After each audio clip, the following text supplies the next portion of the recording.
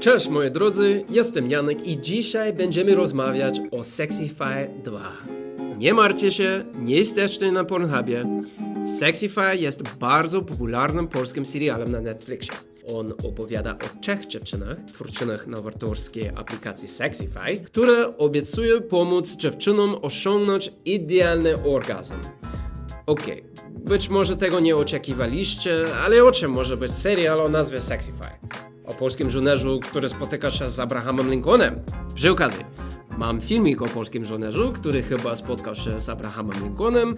Możecie go i jeszcze dużo wspaniałych filmików oglądać, subskrybując kanał Jestem Janek. W każdym razie, w tym filmiku robię recenzję drugiego sezonu serialu Sexify, który wyszedł na Netflixie w styczniu tego roku. Mam nadzieję, że ta recenzja będzie użyteczna dla tych, którzy jeszcze nie zdecydowali się na obejrzenie serialu, ale jeśli nigdy nie oglądaliście, to tylko uważajcie, że będzie w tym filmiku kilka spoilerów. Nie za dużo, ale będzie. Jeśli już oglądaliście serial, sądzę, że wam może być ciekawie dowiedzieć się, jak myśli o nim Amerykanin. Nie wiem. Tylko obiecuję, że niezależnie od tego, czy jesteście fanami serialu, czy nie, to wideo będzie zabawne, śmieszne i ciekawe jak zawsze. No tak, moi drodzy, bez zbędnych ceregieli, wchodźmy w Sexify.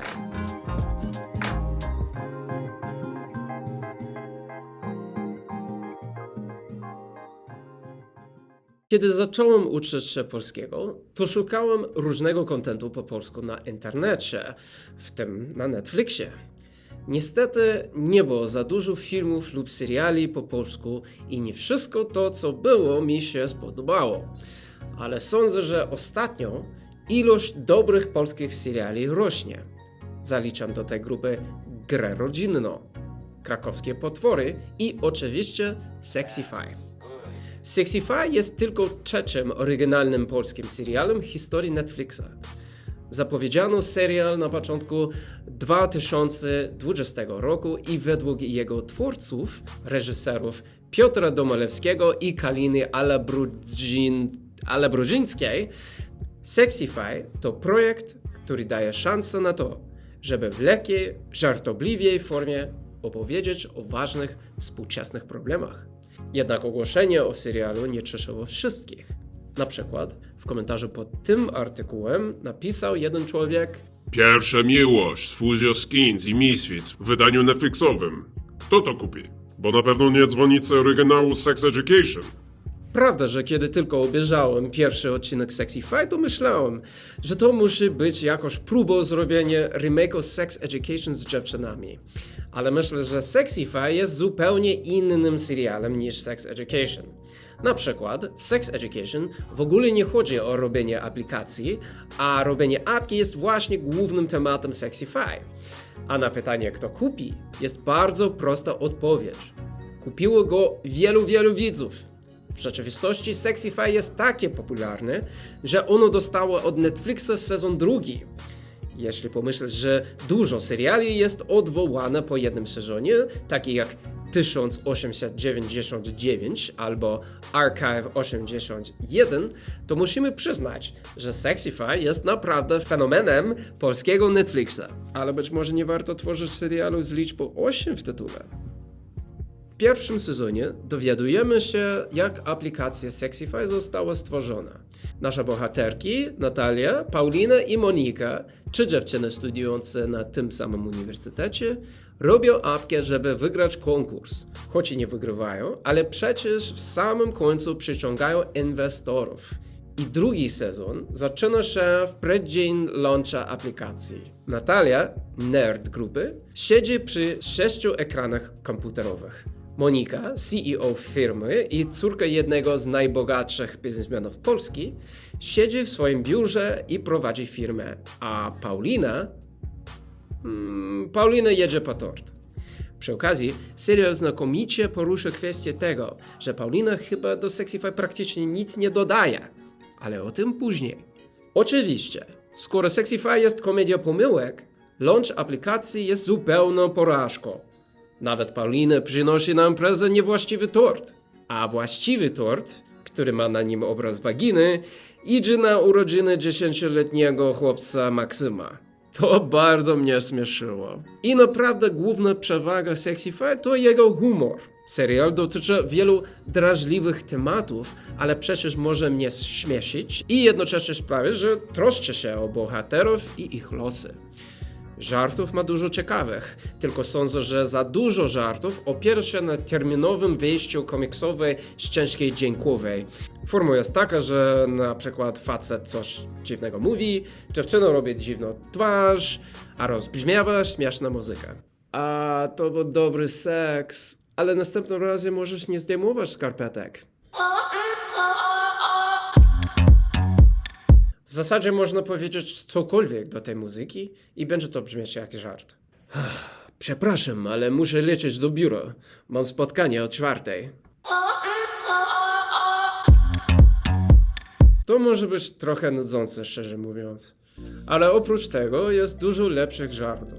Na przykład, kiedy Paulina nagle spotyka się z byłym narzeczonym Mariuszem, a ten mówi, że teraz jest w związku z chłopakiem. I kiedy Paulina pyta, kto to jest ten chłopak, to Mariusz odpowiada, że chłopakiem jest nie kto inny jak sam Jezus Chrystus. Ale nie martwcie się, heteroseksualne uczucie Mario do Pauliny ożyło na nowo w kościele. Takiego świętokradztwa nie oczekiwałem od katolickiego państwa, szczerze mówiąc. Przy okazji chciałbym zapytać swoich polskich widzów. Według jednego artykułu, który przeczytałem w przygotowce do tego wideo, taki serial jak Sexify mógł być stworzony tylko za granicą, bo Polska jest zbyt konserwatywnym państwem. Jakie macie opinie o tym? Napiszcie je w komentarzach. I tak, wracając do porażki Launcha. Jak wiele razy w serialu, dziewczyny są w kropce. Ale jak zawsze, poważny inwestor przychodzi na ratunek. Tym razem to Małgorzata Dębowska. Oczywiście Monika nie chce pomocy od swego bogatego ojca, ale podczas występu na talk show Monika wspomina, że nie potrzebuje żadnych romanów oprócz słynnej przedsiębiorczyni Małgorzaty. Małgorzata Dębska, w odróżnieniu od ojca Moniki, jest kobietą i Monika myśli, że z tego powodu powinna być po stronie innych kobiet, które starają się odnieść sukces w biznesie. Ale z samego początku staje się jasne, że pani Małgorzata walczy nie za sukces wszystkich kobiet, a za sukces jednej kobiety, mianowicie siebie. W swej firmie ona zatrudnia prawie tylko mężczyzn. I w trakcie serialu pomaga praktycznie tylko męskim postaciom. To przypominało mi trochę Margaret Thatcher, którą niektórzy uznają za ikonę feminizmu, ale kiedy była pierwszym żeńskim premierministrem Brytanii, miała w pełni męską radę. Czy to była zinternalizowana misoginia? Zinternalizowana misoginia?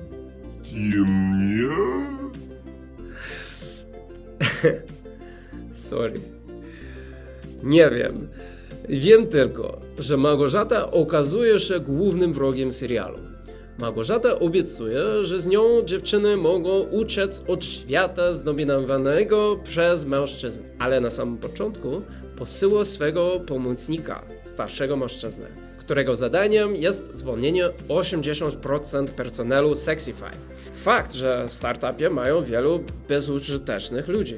Dlatego nie udał się launch w pierwszym odcinku, ponieważ dziewczyny zmarnowały pieniądze na baristów, producentów soków i instruktorów jogi, a nie płacili za prąd. Ale ten fakt, że Małgorzata obiecała wolność od mężczyzn, a zaraz przychodzi mężczyzna, żeby dziewczynom powiedzieć, jak prowadzić swój biznes, źle świadczy o ich partnerstwie. Tym bardziej, że ten mężczyzna poradzi Monice, żeby ona zwolniła Paulinę. Przy okazji to jest właśnie to, o czym mówiłem wcześniej, dotyczące kwestii tego, co właśnie dodaje do Sexify Paulina. Ale nie powiem co dalej. Wydaje mi się, że ta część serialu jest jakoś metaforą dla całego drugiego sezonu. Mianowicie to, że w zasadzie kobiety nie mogą uciec od mężczyzn.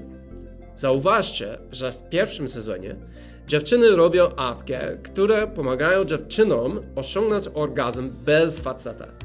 A w drugim sezonie pierwsza idea, którą mają dziewczyny, to zrobienie apki dla facetów. A w samym końcu rozumieją, jeszcze raz z pomocą jednego chłopaka, że Sexify musi pomóc dziewczynom i mężczyznom spotykać się ze sobą. Wiecie, jak Tinder, tylko całkowicie nie jak Tinder.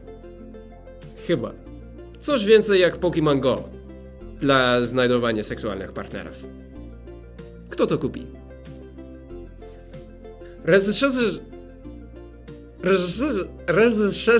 Reżyserowie serialu, zanim wyszedł pierwszy sezon, mówiły w jednym wywiadzie: Sexify może opowiedzieć o młodych kobietach, które wiedzą, że nic nie muszą, a mogą wszystko. Temat feminizmu i żeńskiego empowermentu jest bardzo aktualny w serialu Sexify. Ale spodobało mi się, że serial nie po prostu pokazuje dziewczyny, które są we wszystkim badasses i które wszystkich pokonują. Przeciwnie, Natalia, Paulina i Monika są zdezorganizowane, osądzące, niedojrzałe i często dość głupie. Wkrótce one są ludźmi. Ludźmi, którzy starają się odnieść sukces w strefie, który nie obchodzi, jak dobra dla kobiet byłaby możliwość odniesienia sukcesu. Przede wszystkim o ciemnej rzeczywistości biznesu dowiaduje się Monika, kiedy Małgorzata Dębowska mówi jej, że kapitał nie ma płci. To były mocne słowa, które odniosły na mnie wrażenie. Jednym z głównych morałów serialu jest to, że niezależnie od brutalnego charakteru biznesu, dziewczyny zawsze stawiają swoją przyjaźń i walkę o równouprawnienie kobiet na pierwszym miejscu. Ale myślę, że w rzeczywistości Małgorzata ma rację. Kapitał nie ma płci.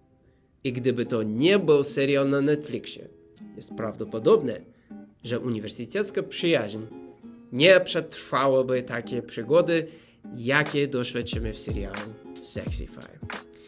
I tym, moi drodzy, kończy się nasza przygoda na dziś. Mam nadzieję, że to było ciekawie dla Was. Mogę powiedzieć bez wątpienia, że zachęcam Was do obejrzenia serialu Sexify. Ale jeśli macie jakieś inne opinie o serialu, to proszę napiszcie je poniżej w komentarzach.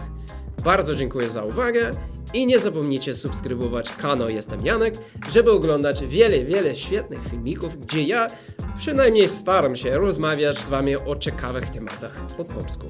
Dziękuję bardzo. Na razie, drodzy.